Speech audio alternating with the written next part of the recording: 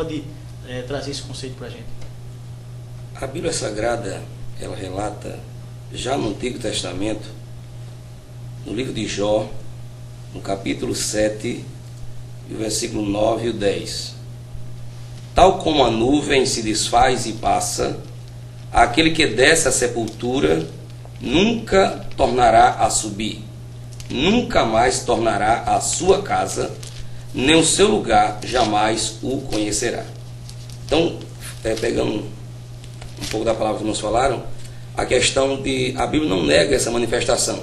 Agora, vale a pena lembrar que quando a palavra de Deus fala, textos como o Espírito do Senhor Jeová está sobre mim, é uma questão que o Espírito Santo vem sobre aquela pessoa, trazendo uma capacitação para aquela pessoa. A pessoa tem consciência, ao contrário do que se vê em manifestações demoníacas, onde a pessoa perde o senso do que está fazendo. Pessoas que passam por esse processo e quando passa aquele momento, a pessoa muitas vezes não sabe o que fez, não lembra do que fez. E quando a pessoa diz que está cheio do Espírito Santo de Deus, a pessoa tem consciência do que está fazendo, mas ele recebe aquele poder sobrenatural, uma ousadia sobrenatural, uma sabedoria que ele sente que vem de Deus, mas ele tem consciência. Os profetas que profetizaram em nome de Deus, eles tinham consciência do que estavam falando.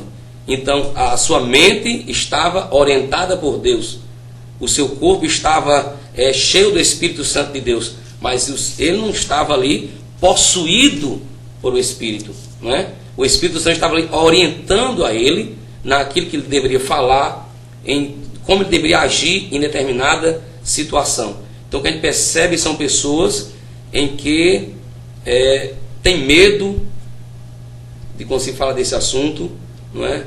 Pessoas que não entendem e começam agora muitas vezes a ser influenciada de maneira às vezes até negativa, ou pessoas até que chegam a ser possuídas por espíritos e que chegam a depois não lembrar do que fez, não ter consciência do que fez e trazendo até um prejuízo para ele e para a família, até para a sociedade. Isso é difícil. Pastor Altair, o que é o Espiritismo como conceito?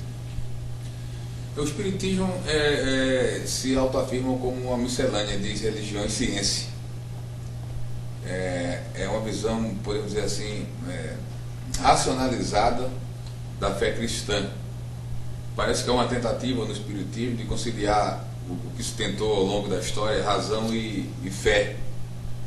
E se você for analisar o Evangelho segundo o Espiritismo e outros escritos, por exemplo, para cada milagre de Jesus há uma explicação científica. Na realidade, declarando que, de fato, o milagre como ação ou intervenção sobrenatural de Deus no curso da natureza é impossível e não existe. Então, para cada efeito que no cristianismo se chama de milagre, o Espiritismo vai tentar explicar cientificamente como uma ação da natureza que possibilitaram aquele fato. Então, é essa miscelânea entre ciência e religião. Quais os principais nomes, pastor Dário, que estão por trás do Espiritismo? Os principais nomes? Isso. Como assim seria? Os principais, o fundador do Espiritismo. Sim. O Allan Kardec, que não era o nome da pessoa, né? Inclusive, o nome dele é Hippolyte Léon Denisard Rivail.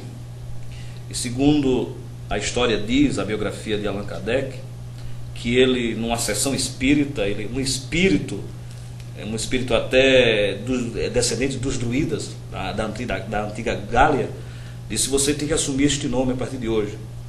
Que segundo ele foi o nome de um guerreiro, de alguém do passado, né? Desses povos antigos. Dado a ele pelo espírito. Exatamente. O Allan Kardec, ele chegou a dizer que teve 3 grandes revelações de Deus para a humanidade.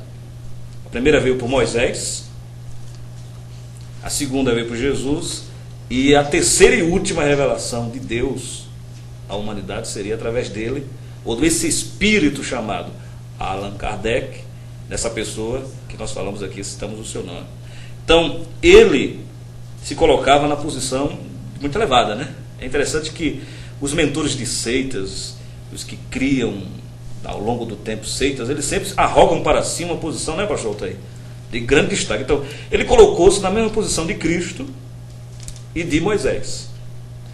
Porque Moisés citou certa vez que Deus levantaria um profeta semelhante a ele, né? Isso aconteceu com Cristo. Então ele se colocou como o que no futuro seria, daria prosseguimento a esta terceira revelação de Deus, ele como a pessoa que Deus escolheu. Sabemos que com certeza isso aí é um equívoco da parte dele, né?